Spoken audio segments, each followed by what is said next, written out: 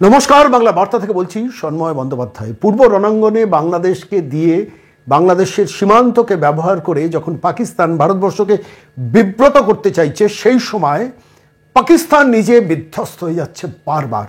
গত কয়েকদিন আগে জানেন, জাফর এক্সপ্রেস প্রায় 450 যাত্রী নিয়ে সেটাকে বালুচ আর লিবারেশন আর্মিরা অ্যাটাক করেছিল এবং সেখানে রক্তক্ষয়ী একটা সংঘর্ষ হয়েছিল। পাকিস্তানের প্রধানমন্ত্রীকে সেখানে ছুটে যেতে হয়েছিল। ঠিক সেই পরিস্থিতির পর পাকিস্তান ভেবেছিল পুরো পরিস্থিতিটা একটু সামলে নিতে পারবেন, কিন্তু সেই সামাল দেওয়ার আগেই আবার গতকাল ঘটে গেল একটা মারাত্মক ঘটনা। 9টি বাসের কনভয় নিয়ে মিলিটারি পার্সোনালদের নিয়ে পাকিস্তান এর একটা মিলিটারি ফোর্স যাচ্ছিল। বালুচ লিবারেশন আর্মিরা সেটাকে অ্যাটাক করে এবং 90 জন মিলিটারি পার্সোনালকে প্র্যাকটিক্যালি খতম করে দেয় বালুচ লিবারেশন ফ্রন্ট। কোথায় যাবে পাকিস্তান? এই যখন ঘটনা একদিকে, অন্যদিকে ঘটনা সেটা হচ্ছে হাফিজ সঈদ, টেররিস্ট যাকে পাকিস্তান আশ্রয় দিয়ে রেখেছে। সেই হাফিজ সঈদ পাকিস্তান অকুপাইড কাশ্মীরে আক্রান্ত হয়েছে এমনই একটা খবর, এবং তার সর্বক্ষণের সাথী আবু কাতেল তিনি নিহত হয়েছেন। এই রিপোর্টটাও কিন্তু ইন্টারন্যাশনাল নিউজ এজেন্সিতে পৌঁছেছে। এর ফলে বিধ্বস্ত পাকিস্তান। দুষ্টজনেরা বলছে যে ভারতবর্ষের তার ভূমিকা পালন করছে। আমরা দেখেছি কিছুদিন আগে অজিত ডোভাল, যিনি ভারতবর্ষের নিরাপত্তা উপদেষ্টা, একটি বক্তৃতামালায় বলেছিলেন যে if you make up Mumbai, একটা মুম্বাই হামলা যদি আপনারা করেন, তাহলে ইউ উইল লুজ বালুচিস্তান। আমার আজকে সেই কথাটা মনে পড়ছে। বালুচিস্তানে একবার নয়, আপনারা ভাবুন, 450 জন যাত্রী নিয়ে জাফর এক্সপ্রেসকে নাস্তানুবাদ করে ছাড়লো বালুচ আর্মিরা। বালুচ লিবারেশন ফ্রন্ট, আপনারা জানেন যে তারা দীর্ঘদিন ধরে পাকিস্তানের একটা সীমানায় বালুচিস্তান, সেই বালুচিস্তানের তারা স্বাধীনতা চাইছে এবং সেইখান দিয়ে চীন এবং পাকিস্তান একটা ইকোনমিক করিডোর করে গদ্দার বন্দর পর্যন্ত পৌঁছানোর দীর্ঘকায় রাস্তা তৈরি করেছিল। ফলত সেই বালুচিস্তান যদি স্বাধীন হয়ে যায়, তাহলে পাকিস্তান আরও ভেঙে পড়বে, আরও বিপর্যস্ত হবে।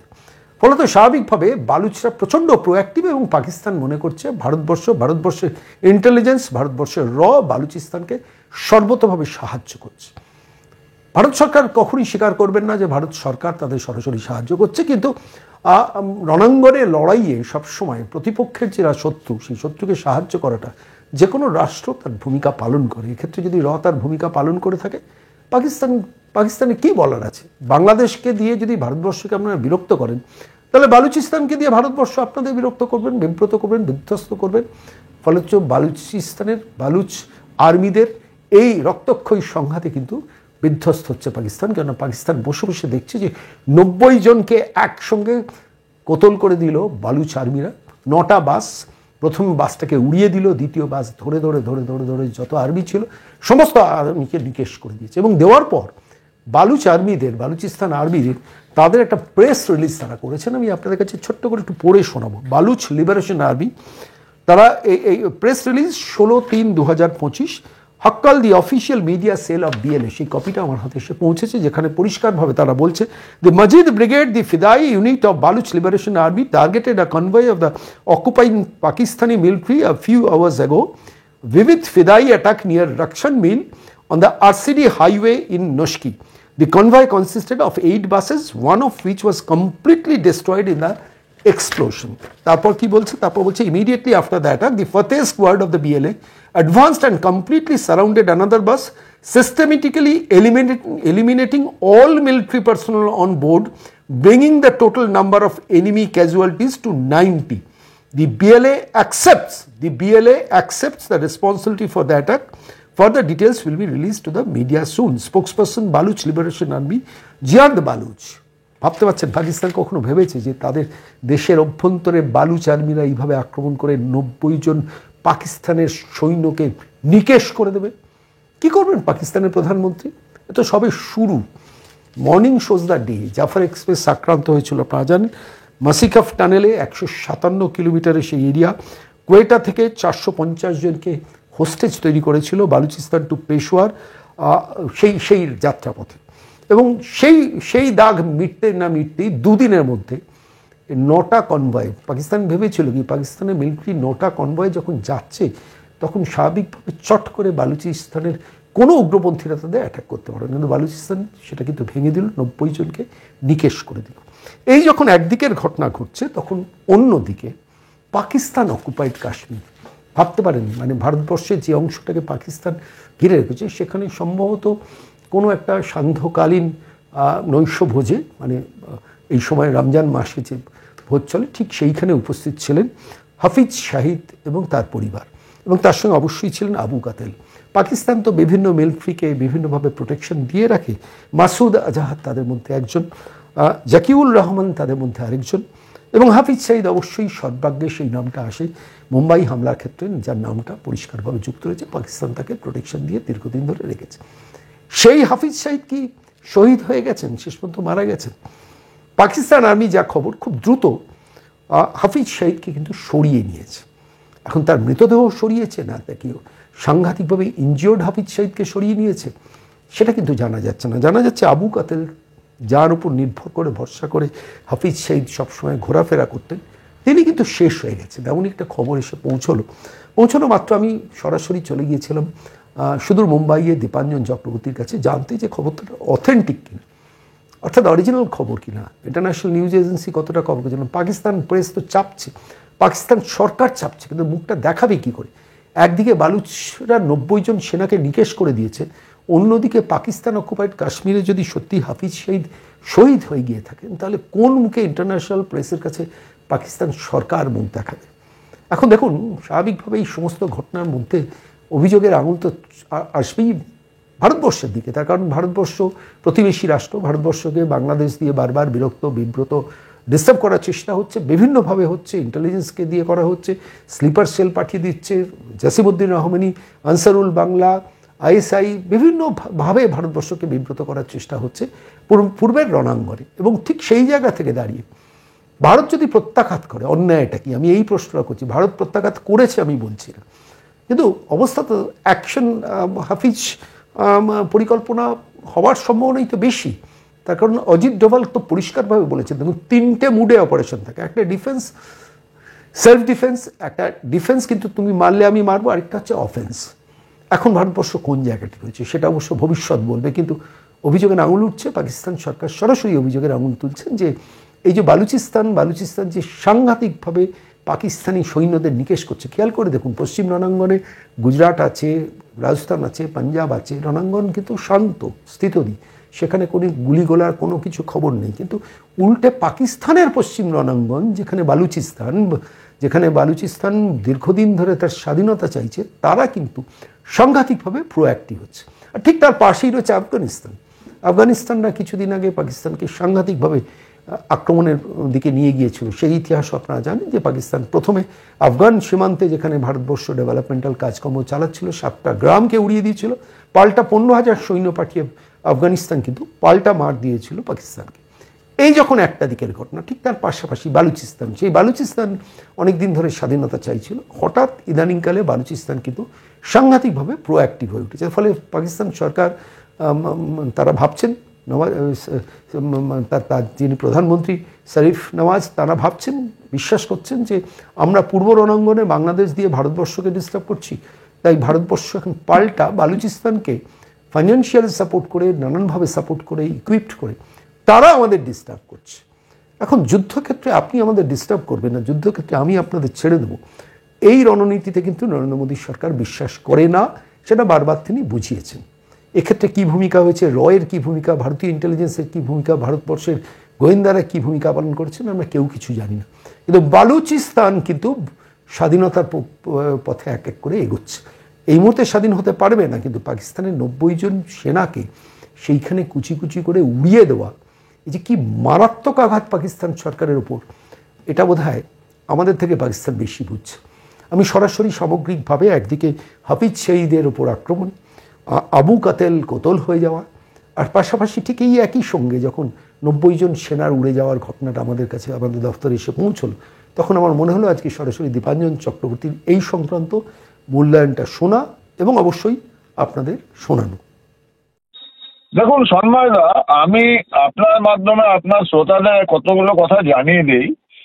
বারবার আমিও টেলিভিশন চ্যানেলগুলো দেখেছি এবং সেখানেও আমি মন্তব্যতে আমি কিছু আমার ব্যাখ্যা দিয়েছি। হাফিজ মোহাম্মদ সৈয়দ, তাকে আমরা বলি প্রফেসর, আমাদের এজেন্সির ভাষায় তার নাম হচ্ছে কোড নেম প্রফেসর, যিনি একসময় ছিলেন।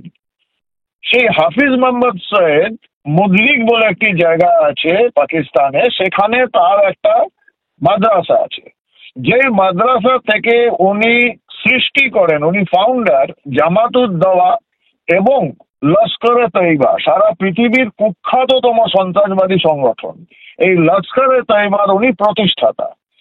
ওনাকে শুধুমাত্র একটা ভারতের 26/11 জন্য যদি আমরা দাগিয়ে দিই বা উনি এটার জন্য দায়ী ছিলেন বলি, তাহলে ভুল হবে। কারণ সামগ্রিকভাবে পাকিস্তান এবং ভারতের উপর সমস্ত সন্ত্রাসবাদী হামলায় মেন গুরু বলুন, যাই বলুন না কেন, সেটা হচ্ছেন এই হাফিজ মোহাম্মদ সৈয়দ। ভারতবর্ষের শত্রু যারা আছে সন্ত্রাসবাদীরা পাকিস্তানে, 3-4 জনের মধ্যে সর্বোত্তম হচ্ছেন এই প্রফেসর বা হাফিজ মোহাম্মদ সৈয়দ, এবং আরেকজন রয়েছেন মাসুদ আজাহার, যার জন্য IC 814 এর অপহরণ হয়েছিল। তো মাসুদ আজাহারের এই যেটাকে আমরা বলি, কারণ আমরা তো গান্ধী বুদ্ধর দেশ, আমরা প্রতিশোধ বদলা এগুলোতে বিশ্বাস করি না, তবে এটা ঠিক আজকের যে ভারত, এই নয়া ভারত, এই ভারত কিন্তু ন্যায় বিচার পৌঁছিয়ে দেয়। এবং যে ঘটনাটা ঘটেছে গতকাল গভীর রাত্রে পাক অকুপাইড কাশ্মীরের ঝিলাম রোডের ওপর, যে স্পেসিফিক খবর আপনাকে দিচ্ছি, যে পাক অকুপাইড কাশ্মীরের ঝিলাম রোডের ওপরে একটা বড় পার্টি হচ্ছিল। সেটা ইফতার পার্টি বলুন, র্যাব পার্টি বলুন, যাই বলুন, একটা হচ্ছিল। সেখানে কিন্তু হাফিজ মোহাম্মদ সৈয়দের মোটামুটি পুরো পরিবার, হাফিজ সৈয়দ নিজে এবং ওনার ডান হাত বলুন যে এই আবু কাতেল, এরা গেছিল। এবং হাফিজ মোহাম্মদ সৈয়দের উপর বা আবু কাতেলের উপর অ্যাটেম্পটা যেটা হয়, দুজনে একসঙ্গে ছিলেন। হাফিজ মোহাম্মদ সৈয়দ আবু কাতেলের সাহায্য ছাড়া বা কারোর সাহায্য ছাড়া চলাফেরা করতে পারেন না, কারণ ওনার দুটো কিডনি ড্যামেজ। যেরকম ভাবে খবর আমরা পাচ্ছি বিভিন্ন ওপেন সোর্স ইন্টেলিজেন্স থেকে, যে এটার ইনপুট স্পেসিফিক ভাবে যে অজ্ঞাত পরিচয় আততায়ী বলুন বা ন্যায় বিচারক বলুন, তাদের কাছে পৌঁছে যায় এবং বিভিন্ন সূত্র আসে। ইসরায়েল প্যালেস্টাইনের যে হামাসের খবর আমরা জানি, সে হামাস এর মধ্যে নাকি তারা কিছু ইনপুট পেয়েছিল। ইংল্যান্ডের MI6 কিছু স্পেসিফিক ইনপুট দেয়, সেই ইনপুটের বেসিসে এই আঘাতটা হানে এবং আবু কাতেল অন দ্য স্পট নিহত হয়। ওপেন সোর্সেস ইন্টেলিজেন্স বলছে যে, এবং তার বেশ কিছু ছবিও আমাদের কাছে এসেছে, যে ঘটনাস্থলে দুজনের বডি পড়েছিল। একজন আবু কাতেল সেটা প্রকাশ্যে আনে, কিন্তু হাফিজ সৈয়দ এই ঘটনার পর থেকে অ্যাবসলিউটলি অদৃশ্য হয়ে যায়।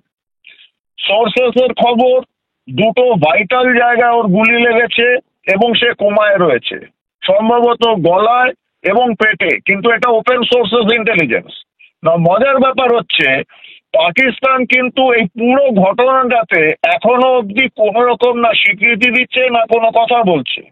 তার একটা অন্যতম কারণ, ঘটনাটা ঘটেছে পাক অকুপাইড কাশ্মীরে।